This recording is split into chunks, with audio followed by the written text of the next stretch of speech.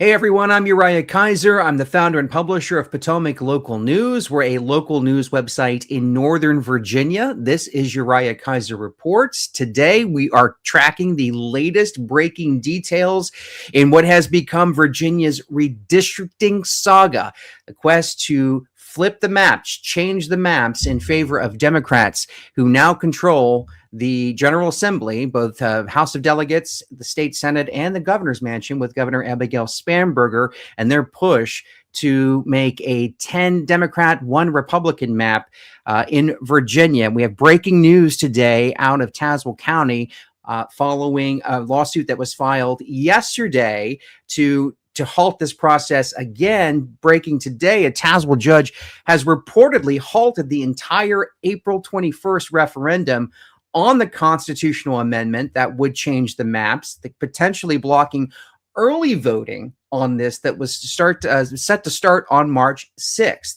So this comes after the Virginia Supreme Court had already greenlit the vote last week, while fast-tracking an underlying appeal to all this. We'll cover the lawsuit details, the one that was filed yesterday in Tazewell County, why Republicans call ballot language on this thing deceptive, and they say the maps have been gerrymandered with candidates in mind.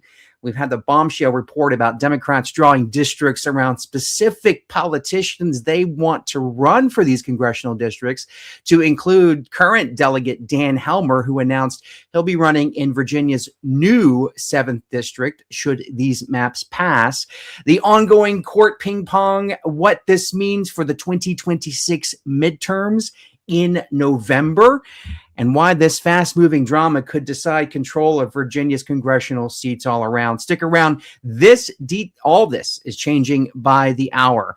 So here's some quick context for you. Democrats want to redraw Virginia's 11 congressional districts mid-decade via a constitutional amendment, and that would, if it passes, potentially shift the map to a 10 Democrat, 1 Republican map, meaning Virginia would certainly have 10 Democratic Congress representatives in Congress and 1 Republican in Congress, the way they have drawn the maps. Those maps, if you've not seen them, they're snaking out of Northern Virginia, where the core of the state's population lives. And so by doing this, Republicans say that it is an unconstitutional power grab, because it would bypass an independent commission that we voted for in Virginia just a few years back in 2020, that voters said they want the power to draw congressional maps and political districts taken out of political parties, where it traditionally has been, and given to an independent commission of citizens to make these maps. But Democrats who supported that effort back in 2020, calling it the way to go, and spent a lot of time and money urging voters in 2020 to approve that independent commission, say this now redrawing these maps is their new preferred method. So this isn't, though, just about maps. This is really about who wins the House majority in Washington in 2026. So going back to yesterday, February 18th, the Republican National Committee, the National Republican Congressional Committee, state congressional reps Ben Cline and Morgan Griffith and others sued in Tazewell County Circuit Court, seeking an emergency injunction to block that April 21st referendum. So it is unusual for votes, for referendums, for Virginians to go to the polls in April. It's not unusual for Virginians to go to the polls. We go to the polls every year. Unlike most states, Virginia is constantly, we have an election, whether it be state, local, federal, every November. So Virginians are used to going to the polls, but not in April. This would be unique. The 48-page complaint calls the process unlawful. The ballot language used in the proposed amendment misleading, and they say it's unconstitutional. So today, after a hearing, Judge Jack Hurley, the same judge who blocked this, that's the same Tazewell County Court judge that blocked this back in January, reportedly granted the injunction halting the referendum vote. WVTF, a PBS station, public radio station based in Roanoke, has a reporter in Tazewell County, and that's where we're getting this information. And since then, it has been shared on X. I'll pull up what we're seeing here to there we go. We have just the news here sharing this. We have Tim Anderson, who is a former rep in the Virginia House of Delegates. So we're seeing Virginia redistricting scheduled for April 21st. This is Christian Haynes. Now it's up to the Supreme Court of Virginia to decide whether this whole thing was legal from the start or not. So this filed yesterday. This is breaking, as I said, today, and this is quickly gaining buzz on X, and it's going around the circles here in Virginia. So the background: this is round two. As I mentioned, the same Tazewell County judge I just mentioned. This is round two for this judge in Tazewell because he ruled against Democrats in January on a procedural violations. I called it a special session misuse when they held their special session back in October to start talking about this, to get the ball moving on this congressional map redrawing. This whole process started back in October of 2025, and the questions, the timing, the publication of the rules. So a lot of procedural stuff here led this judge to strike this thing down in April.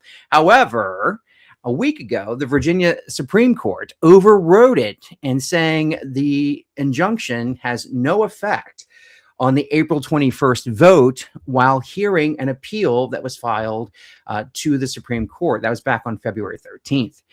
Democrats have called this judge shopping, quote unquote, in the GOP-friendly Tazewell County, and they expect an immediate appeal to the Supreme Court of Virginia, so we've seen this go here before. So it is this, as I noted, it is a ping pong back and forth between what's happening in Tazewell County, which of course is in the southwest portion of the state, right very near where I was born, Bluefield, Virginia, Tazewell County, right there on the border, and so it is a conservative part of the state. If the 10-1 map is passed, it will remain in what's anticipated to continue to be a Republican area. So all of this comes at the core of this fight is the ballot questions voters would have seen. And so what that is, should the Constitution of Virginia be amended to allow the General Assembly to temporarily adopt new congressional districts to restore fairness in the upcoming elections, while ensuring Virginia's standard redistricting process resumes for all future redistricting after the 2020 census. Republicans are saying restore fairness is loaded and misleading, and it frames partisan map drawing as neutral while bypassing, again, that 2020 independent commission. Former Delegate Mark Early says it's essentially fraud on the people of Virginia, quote unquote. So the GOP proposed neutral alternative maps that were killed by the Democrats. So if this were to pass before it was halted today, if this were to go forward in any way, it could enable new maps for not just this year, for the 2026 midterms, but also the presidential election in 2028. And again, it would flip the congressional makeup of Virginia from 6 Democrats under the current system to, under the current map, 6 Democrats, 5 Republicans, to 10 Democrats, 1 Republican. So the broader Republican argument is the whole process is unconstitutional and is tied to today's injunction when they filed that lawsuit. And so I want to get into now what we were saying about Democrats drawing the maps here. This is take you to Virginia scope over here. House Democrats drew maps with multiple candidates in mind. And what they're reporting here is that Delegate Dan Helmer has already announced he'll be running for the new 7th congressional districts for these new maps. Others in play are Shannon Taylor, Tom Perriello out in Charlottesville, Elaine Luria.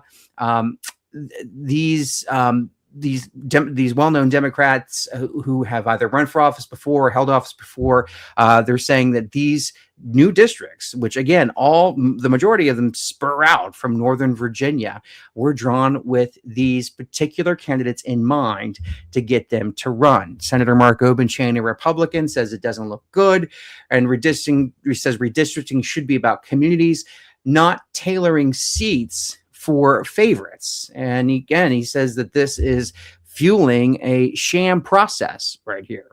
So the immediate injunction here is, it's definitely going to the Virginia Supreme Court. It already involved the Supreme Court. It could expedite it. The Supreme Court could expedite it and rule on its merits soon. But the timeline as it sits now is uncertain. The early voting could begin March 6th.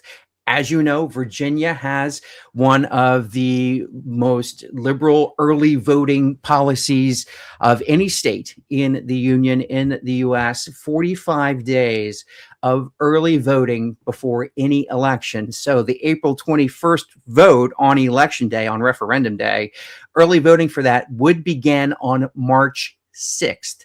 So all that is paused for now.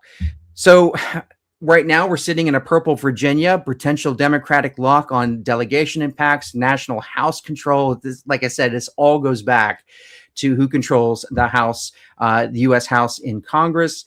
So stay tuned. This is moving fast. We will continue to bring you updates on what this all means. Please like this video. Please subscribe, and we will see you on the next one.